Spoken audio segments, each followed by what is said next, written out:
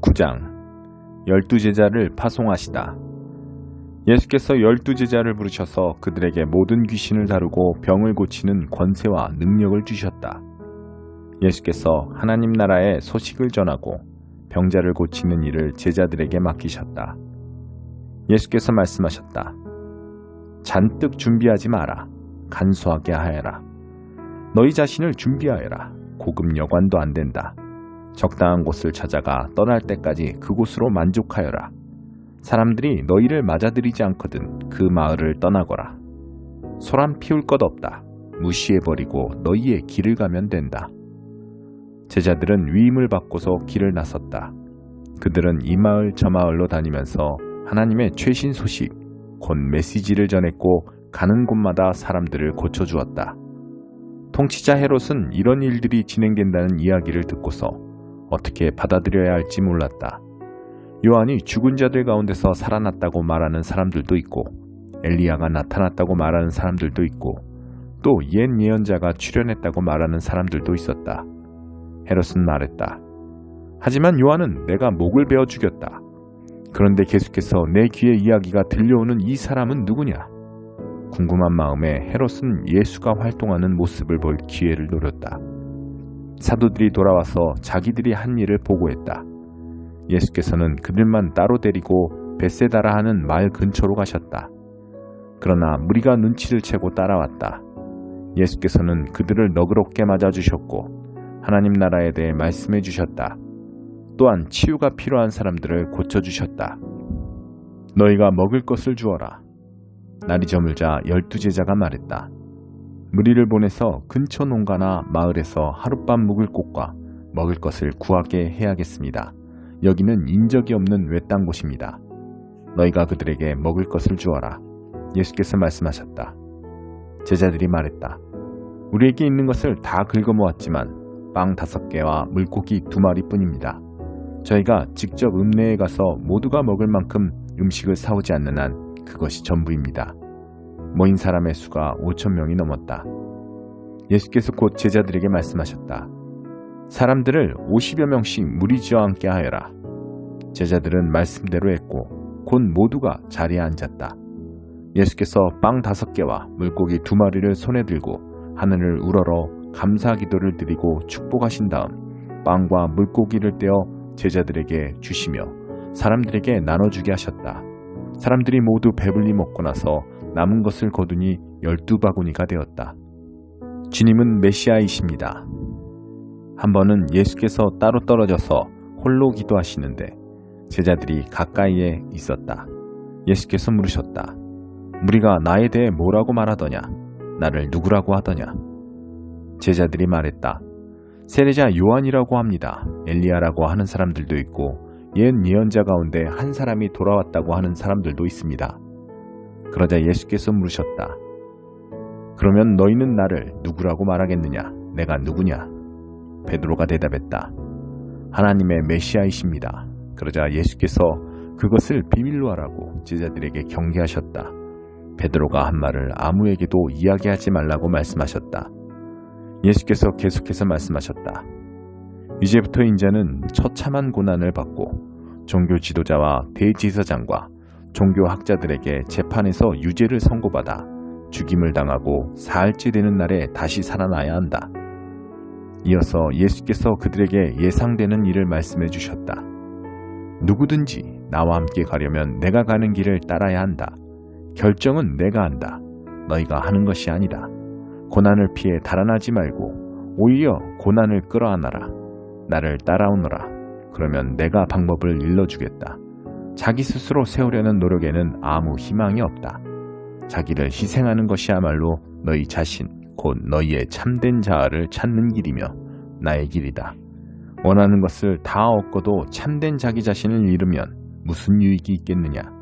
너희 가운데 누구든지 나와 너희를 인도하는 내 방식을 부끄러워하면 인자도 모든 영광에 쌓여 아버지와 거룩한 천사들과 함께 올 때 그를 더 부끄럽게 여길 줄로 알아라. 이것은 믿을 수 없는 훗날의 이야기가 아니다. 잘 알아두어라. 여기 서 있는 사람들 가운데 그런 일이 일어나는 것을 볼 사람들도 있다. 그들은 자기 눈으로 하나님 나라를 볼 것이다. 영광 가운데 계신 예수. 그 말씀을 하시고 여드레쯤 지나서 예수께서 베드로와 요한과 야고보를 데리고 기도하러 산에 올라가셨다. 기도하는 중에 그분의 얼굴 모습이 변하고 그분의 옷이 눈부시게 하얘졌다. 동시에 두 사람이 거기서 예수와 이야기하고 있었다. 알고 보니 그들은 모세와 엘리야였다. 그들의 모습이 몹시 영광스러웠다. 그들은 예수께서 예루살렘에서 이루실 일, 곧 그분의 떠나심에 대해 이야기를 나누었다. 한편 베드로와 그 일행은 잠에 취해 있었다. 그들이 깨어 눈을 비비며 보니 예수께서 영광 가운데 계시고 그 곁에 두 사람이 서 있는 것이 보였다. 모세와 엘리야가 떠난 뒤에 베드로가 예수께 말했다. 주님, 지금은 중대한 순간입니다. 기념비 셋을 세우는 것이 어떻겠습니까? 하나는 주님을 위해, 하나는 모세를 위해, 하나는 엘리야를 위해서 말입니다. 이것은 베드로가 무심코 내뱉은 말이었다. 베드로가 이렇게 말을 하고 있는데 비처럼 환한 구름이 그들을 덮었다. 구름 속에 묻히자 그들은 하나님을 깊이 느끼게 되었다. 그때 구름 속에서 한 음성이 들렸다. 이는 내 아들, 내가 택한 자다. 그의 말을 들어라. 그 음성이 사라지자 그곳에 예수만 홀로 계셨다. 그들은 한동안 할 말을 잃은 채로 있었다. 그들은 자기들이 본 것을 그때에는 아무에게도 말하지 않았다. 이튿날 그들이 산에서 내려오니 큰 무리가 그들을 맞이했다. 무리 가운데 한 사람이 외쳤다. 부탁입니다, 선생님. 제 아들 좀 봐주십시오. 하나뿐인 제 자식입니다. 귀신이 아이를 사로잡을 때마다 아이는 갑자기 비명을 지르고 격렬을 일으키며 입에 거품을 뭅니다. 귀신은 아이를 때려서 검푸른 멍이 들게 해놓고서야 떠납니다. 제가 아이를 구해달라고 선생님의 제자들에게 부탁했으나 그들은 하지 못했습니다. 예수께서 말씀하셨다. 하나님도 모르고 삶의 중심도 없는 세대여, 내가 같은 말을 몇 번이나 해야 하느냐? 얼마나 더 참아야 하느냐? 내 아들을 이리 데려오너라. 아이가 나오자 귀신은 아이를 바닥에 내동댕이 치고 격년을 일으키게 했다. 예수께서 더러운 귀신에게 나가라고 명하시고 아이를 고쳐서 그 아버지에게 돌려주셨다. 사람들이 모두 고개를 끄덕이며 하나님의 위대하심과 그분의 크신 위엄에 놀라워했다. 내 본분은 삶이지 죽음이 아니다.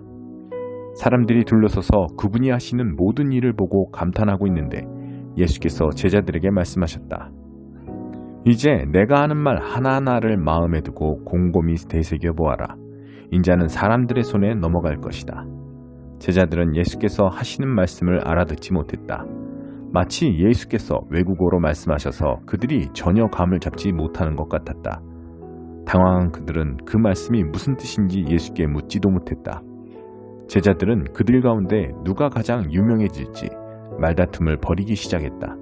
예수께서 그것이 그들에게 아주 중요한 문제인 것을 아시고 어린아이 하나를 곁으로 데려와 말씀하셨다. 누구든지 이 아이를 나로 여기고 받아들이는 사람은 곧 나를 받아들이는 것이다. 또한 누구든지 나를 받아들이는 사람은 나를 보내신 분을 받아들이는 것이다. 이와 같이 내세울 때가 아니라 받아들일 때 큰 사람이 된다. 중요한 것은 눈에 보이는 크기가 아니라 너희의 영이다. 요한이 당당히 말했다. 주님, 어떤 사람이 주님 이름으로 귀신을 쫓아내는 것을 보고 우리가 막았습니다. 그가 우리에게 속한 사람이 아니어서 그렇게 했습니다. 예수께서 말씀하셨다. 그를 막지 마라. 그가 적이 아니라면 곧 우리 편이다. 승천하실 때가 가까워오자 예수께서 마음을 단단히 먹고 용기를 내어 예루살렘을 향해 길을 떠나셨다. 예수께서 심부름꾼들을 앞서 보내셨다. 그들은 그분을 맞을 곳을 준비하려고 사마리아의 어느 마을로 갔다. 그러나 그분의 행선지가 예루살렘이라는 것을 안 사마리아 사람들은 그분을 맞아들이지 않았다. 제자인 야고보와 요한이 그 이야기를 듣고 말했다. 주님, 우리가 하늘에서 번갯불을 내려오게 해서 저들을 태워버릴까요? 예수께서 그들을 꾸짖으셨다. 옳지 않다. 그들은 다른 마을로 발걸음을 옮겼다. 길을 가고 있는데 어떤 사람이 자기도 함께 가도 되는지 물었다. 그는 어디든지 주님과 함께 가겠습니다 하고 말했다. 예수께서 잘라 말씀하셨다. 고생할 각오가 되어 있느냐? 너도 알다시피 우리가 묵는 곳은 인류 호텔이 아니다. 예수께서 또 다른 사람에게 말씀하셨다. 나를 따라오너라. 그가 말했다. 그렇게 하겠습니다. 하지만 며칠 말미를 주십시오. 아버지 장례 준비를 해야 합니다. 예수께서 거절하셨다. 중요한 일이 아니다. 내 본분은 삶이지 죽음이 아니다. 삶은 긴박하다. 하나님 나라를 알려라. 그때 또 다른 사람이 말했다. 주님, 저는 주님을 따라갈 준비가 되었습니다. 하지만 먼저 집에 정리할 일이 있으니 허락해 주십시오. 예수님께서 말씀하셨다. 머뭇거리지 마라. 뒤돌아 보지도 마라. 하나님 나라를 내일로 미룰 수는 없다. 오늘 기회를 잡아라. 10장 이리떼 가운데 있는 어린 양. 그 후에 주님께서 70명을 뽑으시고 앞으로 그분이 가시려는 모든 성읍과 지역으로 그들을 둘씩 짝지어 보내셨다. 예수께서 그들에게 당부하셨다. 추수할 것이 이토록 많은데 추수할 일손은 얼마나 적은가. 그러니 추수할 일손을 보내달라고 추수의 하나님께 무릎 꿇고 기도하여라. 가거라. 그러나 조심하여라. 이것은 위험한 일이다. 너희는 이리떼 가운데 있는 어린 양들 같다.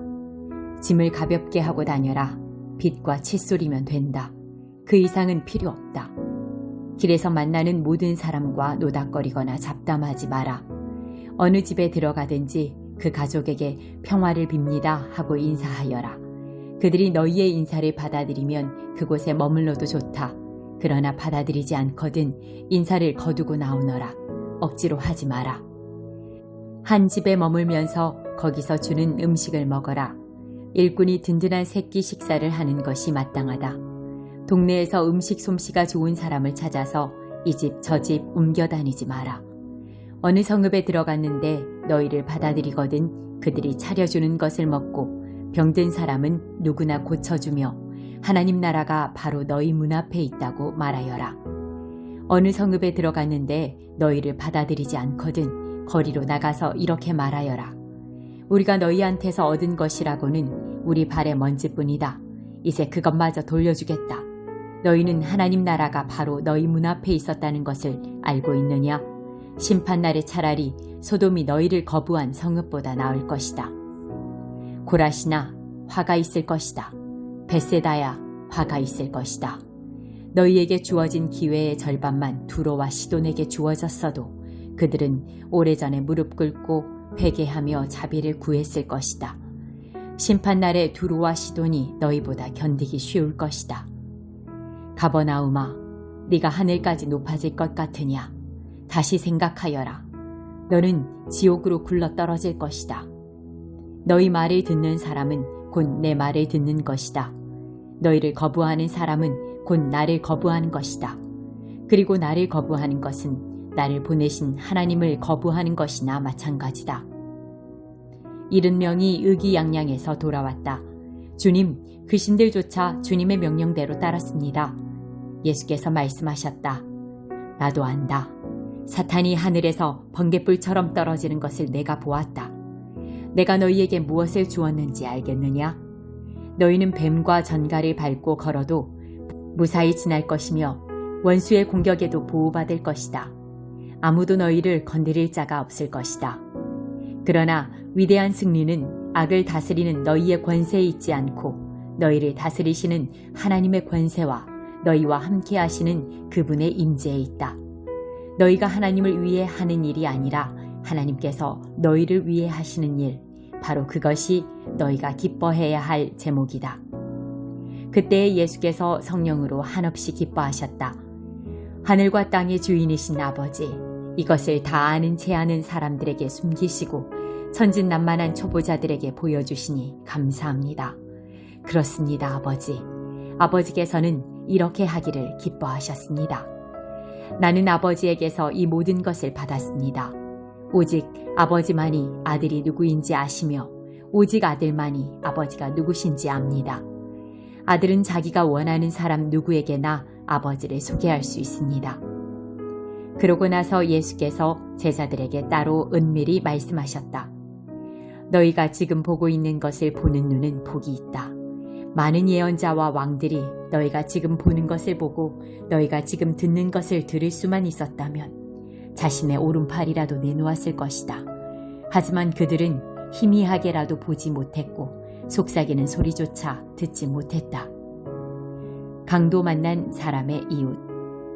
그때에 어떤 종교학자가 일어나 예수를 시험하는 질문을 던졌다.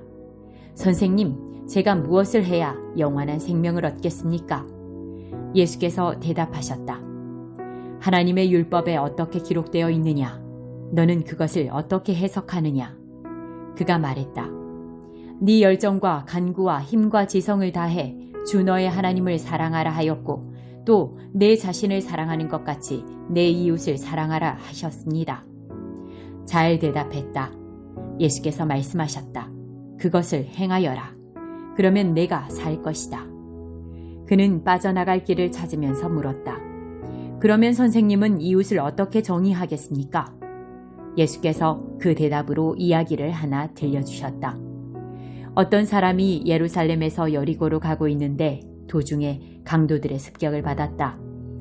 강도들은 그의 옷을 빼앗고 때려 거의 죽게 해놓고는 버려두고 가버렸다. 다행히 제사장이 같은 길로 내려가고 있었다. 그러나 그는 다친 사람을 보고는 방향을 바꿔 다른 쪽으로 비켜갔다. 이어서 경건한 레위 사람이 나타났다. 그 역시 부상당한 사람을 피해갔다. 그 길을 가던 어떤 사마리아 사람이 그 사람에게 다가왔다. 사마리아 사람은 그 사람의 처지를 보고는 가엾은 마음이 들었다. 그는 상처를 소독하고 붕대를 감아 응급조치를 한 뒤에 그를 자기 나귀에 태워 여관으로 데려가 편히 쉬게 해주었다. 아침에 그는 은화 2개를 꺼내 여관 주인에게 주면서 말했다. 이 사람을 잘 돌봐 주십시오. 비용이 더 들면 내 앞으로 계산해 두십시오. 내가 돌아오는 길에 갚겠습니다. 너의 생각은 어떠냐? 3사람 가운데 누가 강도 만난 사람의 이웃이 되었겠느냐? 종교학자가 대답했다. 친절을 베푼 사람입니다. 예수께서 말씀하셨다. 너도 가서 똑같이 하여라. 마르다와 마리아. 계속해서 길을 가다가 예수께서 한 마을에 들어가셨다. 마르다라는 여자가 그분을 맞아 편히 쉬도록 모셨다. 그녀에게 마리아라는 동생이 있었는데 마리아는 주님 앞에 앉아 그분의 말씀을 경청하고 있었다. 그러나 마르다는 해야 할 온갖 부엌 일로 마음이 분주했다. 얼마 후에 마르다가 그들의 이야기를 끊고 끼어들었다. 주님, 제 동생이 부엌 일을 저한테만 떠넘기고 있는데 그냥 두십니까? 저를 좀 거들어주라고 동생에게 말씀해 주십시오. 주님께서 말씀하셨다. 마르다야, 사랑하는 마르다야. 네가 지나치게 염려하여 아무것도 아닌 일로 흥분하고 있구나. 마리아는 가장 중요한 한 가지 일을 택했다. 그러니 마리아는 그것을 빼앗기지 않을 것이다.